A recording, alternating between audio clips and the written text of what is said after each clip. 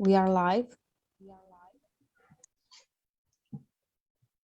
Hi everyone. My name is Domnica Drumea and I work at Editura 3 Publishing House. This special event is part of Young Adult Fiction Festival, FestivalYA, organized by Editura 3 în Cărturești. Today, our guest is Joya Goffney. Hi, Joya. Hi. Thank you so much for joining us. I'm so glad to meet you. Thank you so much for having me. I'm so excited to be here. Today, we talk about your debut novel, Excuse Me Why I Ugly Cry, recently brought out at Editura 3. This is the book, the Romanian cover.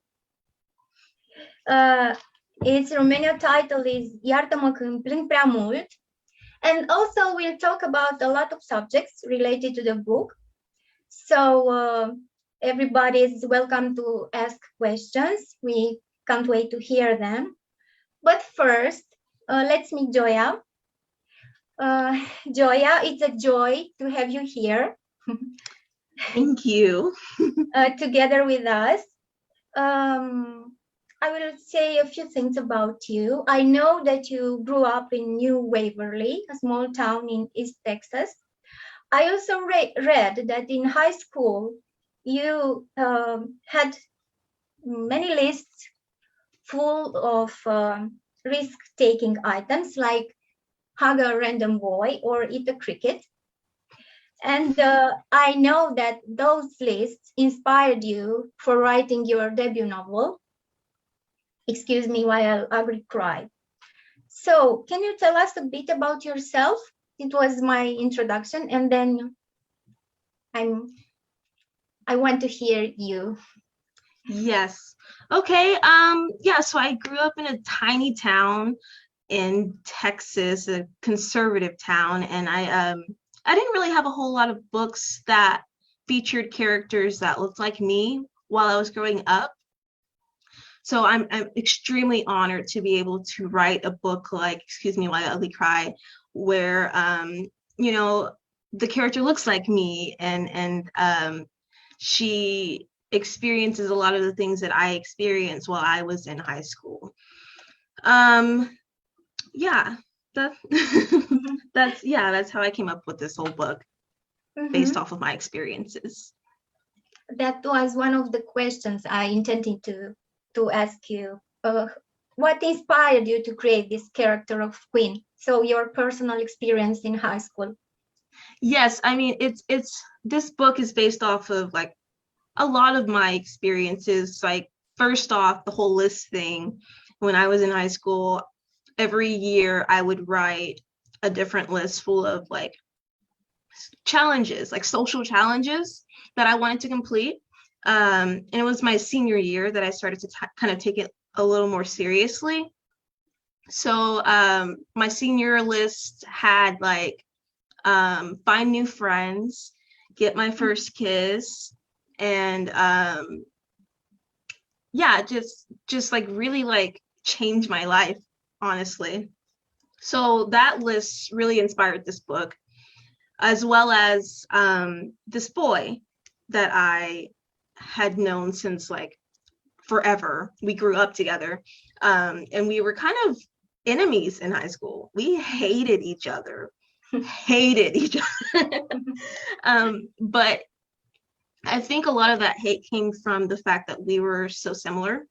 We grew up very in similar ways. Like he was a black kid that our white friends would call Oreos, because they were like black on the outside, white on the inside. Yeah. So he could understand where I was coming from, and that's why I felt like I could trust him with my list. So I went to him and we started working on my list together, and then that summer we started dating, and we're still together now. It's been 10 years. Wow, great. So this is a real story, a real love story. Yeah. the story from in the book is real. Basically, yeah. Wow, it's amazing. I think I open the discussion. I'll ask you a first question until everybody else is ready to ask their questions.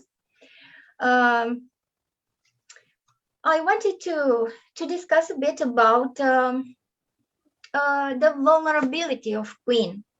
One of the most interesting things about your novel is that way Queen shows her courage, being vulnerable. You know, it's very interesting to have so many fears and in the same time to have so much courage. I think it's a great life lesson what she does. You know, there is a saying: to be courageous is not having no fear, but confronting your fears. And I think that's exactly Queen does. Mm-hmm. She decides to confront her fears and doing the things that seem most terrifying. And so my question is, how did you create this character? What traits of her did you want to emphasize? And what do you think is Queen's greatest power? Okay. Quinn, when I first came up with Quinn, she was a lot different. She was kind of squirrely and really kind of unlikable. She morphed the more that I wrote this book. I guess I was a bit more real about what she was going through, and I was a bit more real with basing her off of my experiences. So the thing you said about courage, I think that when our back is against the wall, when we have nothing else going for us, that's when we fight our hardest. And I feel like that's what happens with Quinn. She kind of has no other choice. I mean, especially given the blackmail thing, she has no other choice but to face these fears, and she comes out better for it. What were your two other questions? Your last two questions? What do you think is Queen's greatest power? Her greatest power, I think, it's being honest with herself. Like in her journal, I mean, she may not be honest vocally with other people around her, but in her journal, she holds nothing back. She tells her deepest secrets. She is completely honest with herself. She knows, you know, her faults and you know, her weaknesses, and she writes those down. It's only when the journal is missing and someone else reads it that she has to actually express this before other people. But I think her greatest power is being honest with herself. Okay, thank you very much. Andrea, do you want to put a question, or should I continue with mine? Oh, if you want to, you can keep asking yours. Okay. Yeah, I also have some questions, but it's all right. Yeah. Okay. Joya, I wanted to talk about the psychological dimension of your novel. I know that you have studies of psychology, and I think you explore the inner life of your characters in this novel. I think you pay attention to their fears, their vulnerabilities, their hopes, their uncertainties, and your interest in human nature is obvious in this novel. So I wanted to ask you, how do you see this relation between psychology and literature? And what do you feel for your characters? How do you look at them? With sympathy, with hope, with, I don't know. Yeah. I studied psychology and I loved it. I think the biggest influence psychology had on me writing this book is Black psychology, Black social psychology. There's like this model that I studied in college that kind of lays out the formation of Black identity, and I kind of used that with Quinn. When we meet Quinn, she hasn't quite grown into her Black identity. She's she encountered this racist like thing with her friends, and it kind of woke her up to, you know, to realize that these friends might be may not be so great, and the fact that they call her an Oreo isn't actually a good thing.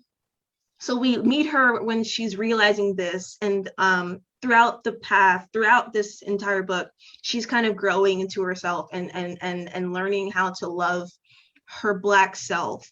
And that's how I used my psychology mostly for this book, is knowing how Black identity forms over time, and how these encounters kind of influences that. But in general, I guess I like to analyze my characters, what makes them tick, like what's their motivations, and what's holding them back, and what's their biggest fears. And that's how I write them using psychology. Thank you very much.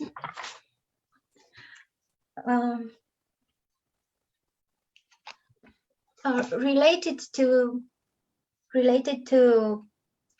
her identity, as you said, Quinn's identity is defined, among other things, by her skin's color, and I also think she has a complicated relation with being a Black person, and she doesn't have Black friends, or a few, and her father insults Carter when he sees them in his house. His father seems to not accept his condition, his identity, his race. I think that it's of huge importance that you approach this delicate and still painful subject of races and the condition of being a Black person. Do you think that literature and novels can be useful as a tool for better understanding social problems, or problems about race, identity, marginalization, social exclusion? Yes, definitely. I think that particularly fiction, when you're forced to see the world from this character's point of view, and especially when the character is written by someone who has experienced this. So Black authors who write Black characters, I think that it's so valuable to read these stories because it's based off of real experiences. And when readers are able to basically experience it themselves, I think that they're cultivating empathy for these experiences and for these people. I think it's so important to read from different points of view, from, you know, LGBTQ stories and people of color's stories and disabled voices. All of those, it really helps to cultivate empathy. I think it's very important. Thank you.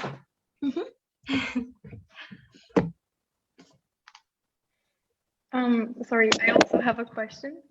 So just like Dominica, I noticed that your characters are very complex, and it's not just Quinn, it's like all of them are have their own interests, their own fears, like you said, their own things that hold them back. And it was no surprise to me to find out after finishing the book that you studied psychology because you were so good at portraying them and making them multidimensional characters. Thank you.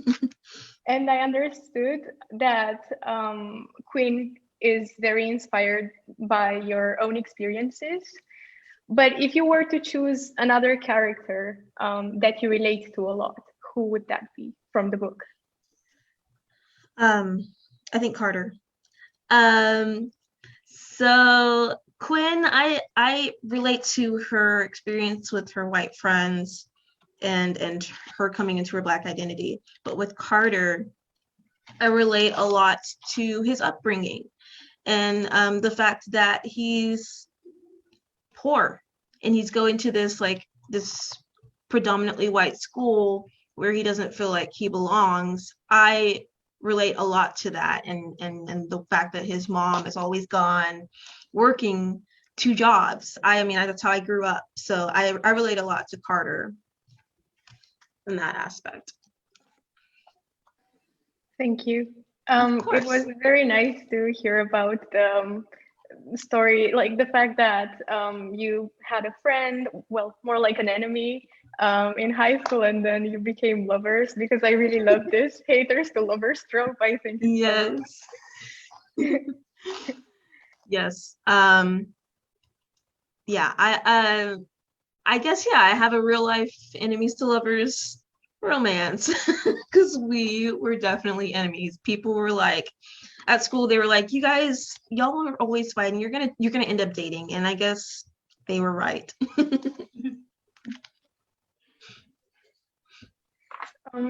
Yeah, also about the title, because for me, the reason why I picked up the book in the first place was because I read the title and I felt instantly drawn to it. Like, I had a bunch of books around me and I was thinking, what should I start reading next? And then I read it, and there was something about it that was so sincere. Usually in real life, I feel like people try to hide their sensitivity a lot. They try to pose so everyone thinks they are cool and they have the perfect lives. Yeah. Yeah, how did you find the motivation to come up with it in the first place, and to be so honest about this feeling? I guess while I was writing this book, I cried a lot. I was crying a lot during that time period. And so Quinn had a list called Days I've Ugly Cried. And she just logs every time that she just pours. And that's actually what I titled the book, was Days I've Ugly Cried. I didn't come up with What Ugly Cry, unfortunately. I love the title so much. But yeah, I guess with the sincerity, I don't know. I think everyone has their moments where they're just pouring, just gone. So I don't know. I wanted to be really honest with this book, and raw and vulnerable, and not like pretending like everything's fine.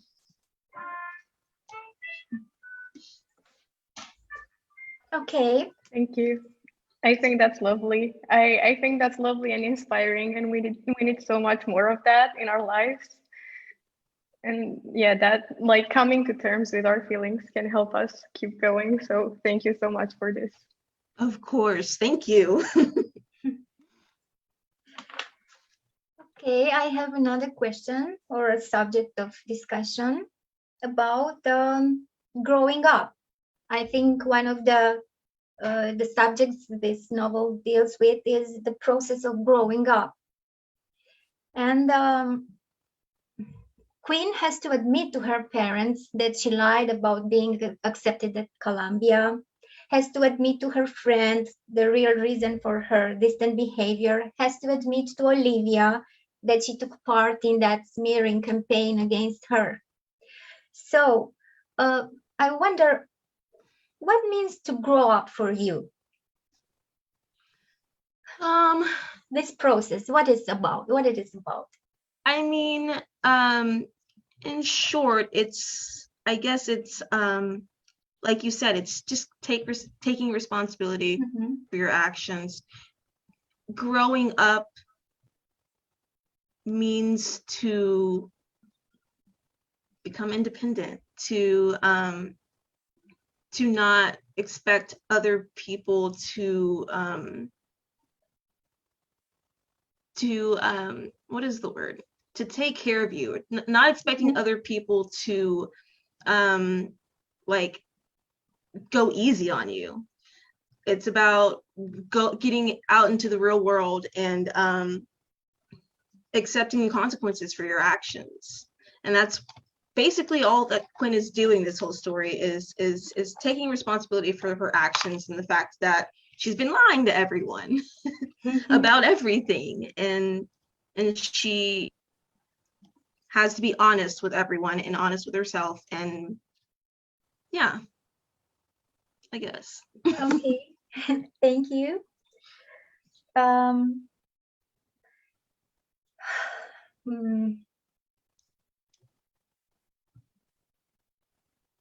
The next question is about your writing, the process of your writing. But first, I saw that almost all your characters have a huge capacity for self-reflection. Even though they are teenagers, they are capable of exploring their inner world. They pay attention to how their behavior affects the people around. I think it's a great thing for a teenager to have this capacity. And I wonder, what is your magic trick? How did you imagine so many different voices, different and authentic voices? How do you handle with all the characters and creating authentic voices?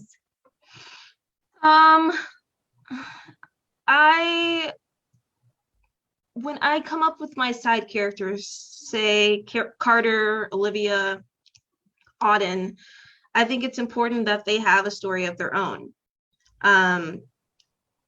Actually, with Olivia and Auden, while I was writing Ugly Cry, I kind of veered off and started writing like backstory for those two, and like a tiny little romance, just so that I could get a sense of who they are and how they communicate. So I guess that's my trick, is just to write scenes. They don't even have to end up in the book. It's just to write scenes between these characters to see how they work, how the dynamic works between all of them. I think it's important that these characters aren't just there for Quinn, that they have their own purpose and their own goals. And we're just kind of looking at Quinn's point of view, but they also are people and have their own backgrounds. Yeah, so that, I guess, yeah, I just write scenes, random scenes, you know, and see how they would react. Related to this, did you have a plan, or how do you work? Do you have a plan for your novel, or you let the characters action do their way? Mostly the second one. I mean, my process is really messy. I'm trying to figure it out, but what I'll do is I have an idea. So with Ugly Cry, I thought it'd be cool if there's this girl who writes lists about everything, and she loses her journal, and I kind of start with that idea, and I just write and try to figure out who this character is.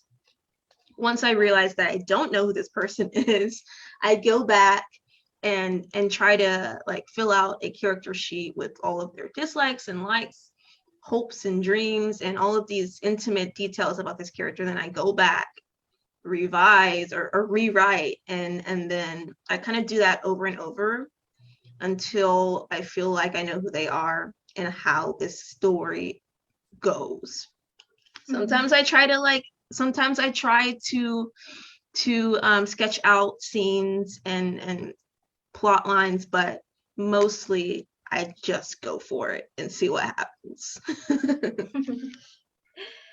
But it's interesting because you move so naturally from one character to another, from a boy to a girl, and it sounds very authentic to Carter.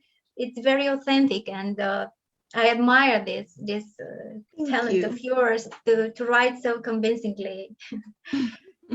Thank you so much, because it doesn't feel like I know what I'm doing. Okay, thank you.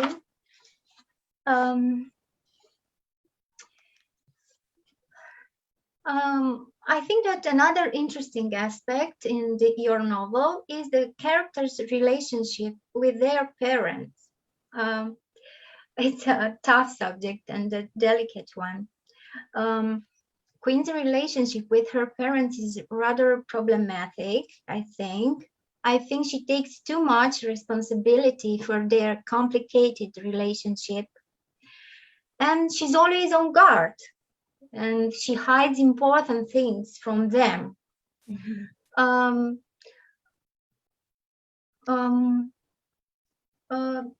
What is her greatest fear concerning her parents? What do we think? And why she is so hesitant? And why she fears so much? I think her greatest fear in regards to her parents is being the cause of them breaking up. Mm. I mean, she feels like their relationship is a ticking time bomb, like, and she doesn't want the fact that she didn't get into Columbia to be the reason they don't try anymore.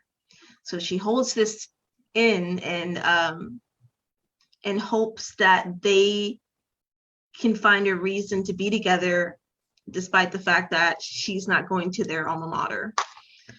Yeah, that it's so toxic. Like, it's not her responsibility, you know, and it's not her fault if they break up. It's just life. Yeah. And another complex relationship is between Olivia and her mother. I noticed this type of relationships, teenagers and their parents are, even if Olivia is in a single parent family, her relationship with her mother is rather balanced and harmonious and smooth. And on the other hand, Odin is rather ashamed with his mother. And she's just trying to be nice with her friends, with his friends. And I didn't quite understand his behavior. So I think your book illustrates different types of relationships between parents and children. So why do you think Odin behaves that way with his mother? And why do you think that some relationships between teenager and their parents are more tense and others are more smooth, more open? I think that Auden behaves that way because his mom is always there. She's on top of him 24/7, and he doesn't feel like he can breathe or think for himself. And she treats him like he's like tiny, like a 7-year-old or something, and he's trying really hard to, you know, to grow up and be independent, and he's about to go to college, but she treats him like a baby. I think he resents that, and I guess it doesn't help the fact that his father died, so he's just trying to find a way to get some space. You know, I think that's all teenagers, honestly, with their parents, just trying to find room for themselves to grow. And your second part of the question, why do you think these relationships are so different in families? Are more tense and the others are smooth and open? What's the secret, or is there a secret? Or I think a lot of it is up to the parents and how much they're willing to share with their children, how much they're willing to share about themselves, and how honest they're willing to be about how together they have it. I think parents that are willing to let their kids know, like, dude, I'm human, and I'm trying, and are honest about their love for them. And I think that a lot of parents, particularly in the Black community, aren't as willing to be open with their kids, just like honest, because they are really concerned about like getting respect and being the authority in the relationship rather than guiding their children. I believe that they attempt to control and yeah, I think that can be a little toxic. And if parents are more willing to let their kids make their own decisions, relationship would be a lot better. Yeah. Okay. Yeah. Thank you. Sorry, I have a question going back a little bit to the writing process. You said that sometimes in order to better define a character for yourself, you write short stories about them, you branch out basically. Mhm. So wow, you seem very dedicated to like fully creating some characters, defining them very well so that they are different, unique in a way, different from any other character that you've created. What keeps you motivated in this act of putting so much effort into it? Because it's quite a lot, I assume. Yeah, I think it's when I reread my stories, there's a difference between like my early versions and the stuff that gets published. It's like I don't want it to sound flat. I want it to flow, and I want the voices to sound authentic and to sound consistent. So I think a way to get consistent voices from your characters is, to know them, and by writing these just spin-offs, it really helps me to get to know how they talk with each other, the words that they typically use, and the tone they take. I guess I stay motivated because I just want all of my books to be good, and I want them to make me feel like I did my best. And when I don't feel that way about my stories, I freak out, and I'm like, God, this is, I just can't. Like right now, I'm trying to write a book and it's just not going well. But it's just, I don't know. I want to have quality stories out there, and I can't do that if I don't know my characters. Around how long did it take you to write this book? Ugly Cry in total, I would say, took me about a year and a half. Yeah, a lot of that was sending it out to beta readers, getting their opinions, rewriting before I actually started querying with agents. But in total, I would say about a year and a half. Not including once I had to start editing with an editor, once it got bought. So with that, maybe 2 to 3 years. Wow, I see. That's a long time. And then you also said something that I fully agree with, and that is that representation in books and stories in general matters a lot, especially when it comes from authentic experiences.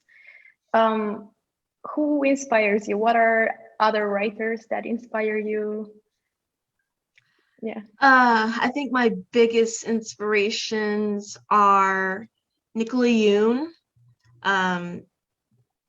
She has a way with words and with romance.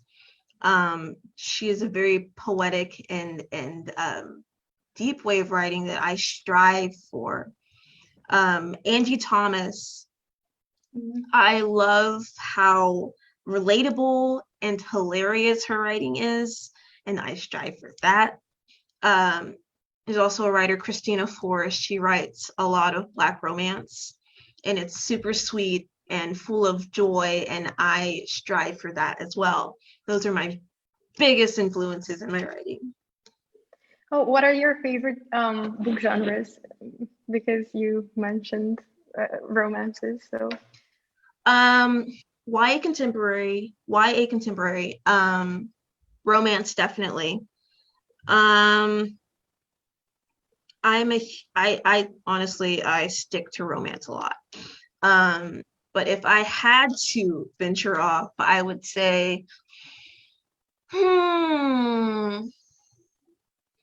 fantasy.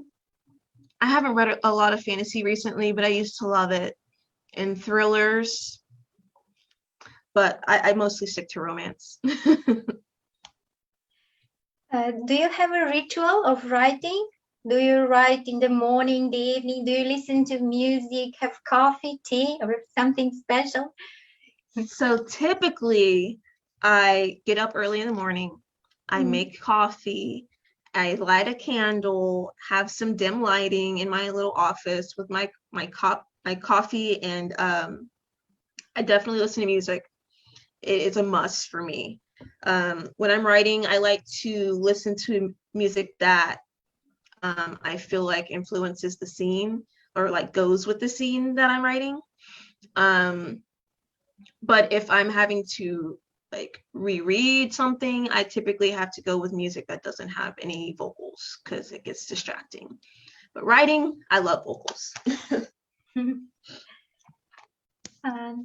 You mentioned Angie Thomas. It's also our favorite author. Our publishing house has published two of her novels, and the third one is on the way. I like her very much too. Me too. Yes, I love her. She's great. She's great. Yeah. I'd like to ask you, when did you start writing? And how did you discover the pleasure of writing related to your ritual of writing? Okay, yeah. So when I was a tiny little girl, I was always in the library. I was reading all the time. I always had a book with me. That continued throughout middle school and high school. I would say about middle school is when even earlier than that, I would write stories. I remember when I was in like second or third grade, I wrote a little story about a snake or something, a killer snake. It was crazy. I don't know. But I've always written the stories and like fan fiction. I think I wrote a Twilight fan fiction when I was in junior high.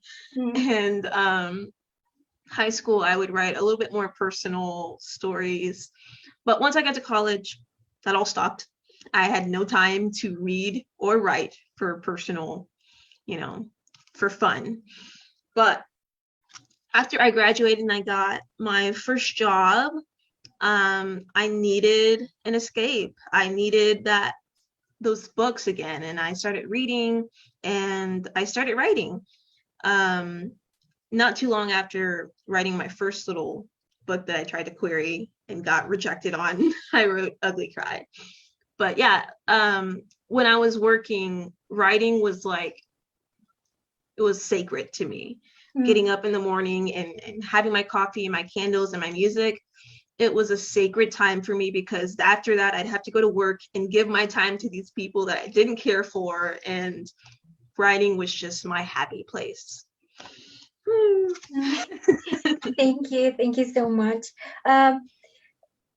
I think that the writer must be in the first place a reader, a voracious reader like you. Yes. I think it's impossible to write it if you don't read a lot. Exactly. So why do you think reading is important? What do we gain from it? Why is it important to read? For teenagers, for children, for everybody? I think in general, reading is a good escape.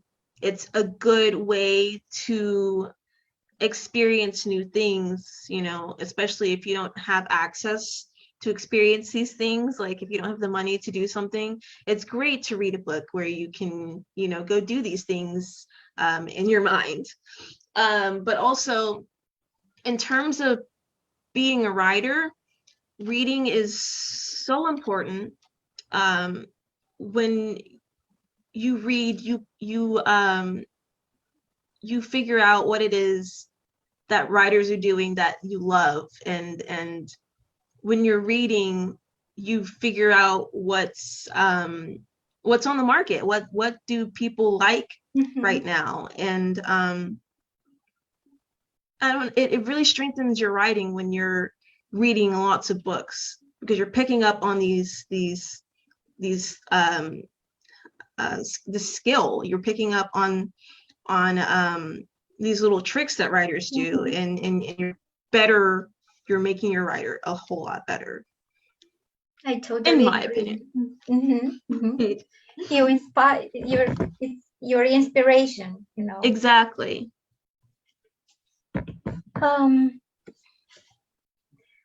Okay. If you could go back to your younger self, the one that you described earlier when you started writing, what piece of advice would you give yourself with the experience that you have gained over your life? Honestly, when I was writing stories at a younger age, I typically wrote from like either a white girl's point of view or a mixed girl's point of view, because I felt like that's what people wanted to read. That's all I'd seen in bookstores and in libraries was books from the point of view of white girls. I would tell my younger self that she is beautiful and that her point of view matters and her experiences are valuable, and that she should write from a personal place and not from what she thinks other people want to read or that she thinks is marketable. I think that she should write from her own experiences, and I think that that's what I would tell her. Thank Good you. question.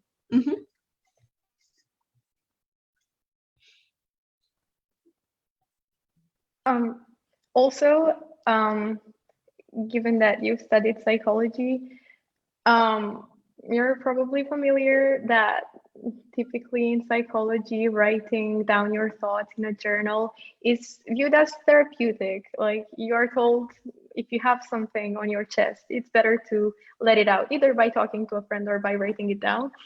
So yeah, that's seen as a form of healing. But in this book, in Excuse Me While I Ugly Cry, it's a bit of the opposite. It's more like writing down lists in a journal prevents Queen from achieving her goals. She writes them down in there so that she doesn't have to do them in real life. Yes. What inspired you to view things from this point of view and to shed this quite particular light on the story? I think when I first started writing this, I had in mind that writing things down is therapeutic, and that's kind of where I was coming from with her having this journal. But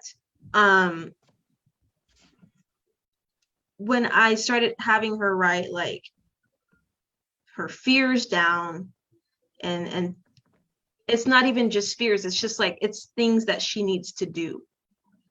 Sometimes we write these to-do lists but never really get around to doing it. And I guess I started out with the idea that writing things down is therapeutic, and that's always been true for me. I've always journaled and sometimes wrote lists, but when I was a young girl, sometimes I would write really toxic, really painful lists, like the whole days I've ugly cried list. I kind of had a list like that where I'd write down all the days that I cried, or I'd write these lists of adjectives that I thought described myself, and they were all negative. And it's like keeping that kind of list is terrible. You're just kind of solidifying solidifying this idea that you are whatever, you are X. I think that's kind of what inspired the whole list of fears, and it being a way that it holding her back. I think that's how that got inspired. It was those terrible lists I used to write. You're still negative. Thank you so much.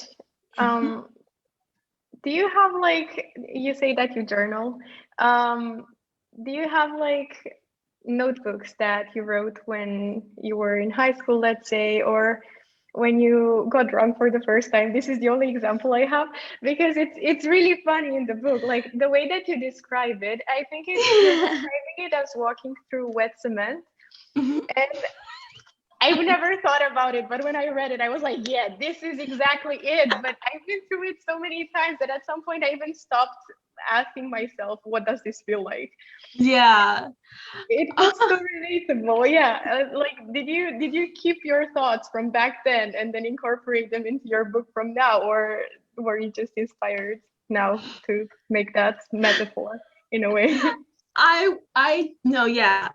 Whenever I wrote that scene, I did in fact drink a few beers, and I was like, what does this feel like? But yeah, when I was in high school, or even before that, I had a ton of journals. I kept all of my stuff separated. I had a journal for song lyrics, a journal for poems, a journal for daily logs or whatever, a journal that I would share with my friends. I kept it all separated. I had several journals on me at all times. So yes, a lot of that did inspire this book. I see. Thank you so much. Well, yeah, you've definitely done a very good job. And you know, the authenticity that I was talking about earlier is very visible in these tiny descriptions that you make. Like, okay, they might not seem like very complex to people. They are not the most serious ones, but you talk about real life experiences in such a realistic way. Thank you. Speaking of lists, unfortunately, we are near the end of this discussion. But in the end, I'd like to ask you, Joya, speaking of lists, tell us, make a list with the first three resolutions you have for this year. Or what do you want to do most? Okay. This year, I would like to start eating healthier, as well as keeping a consistent exercise schedule. That's one. Two, I would like to pack up my stuff and move. I would like to move closer to home so I can be near my family. And three,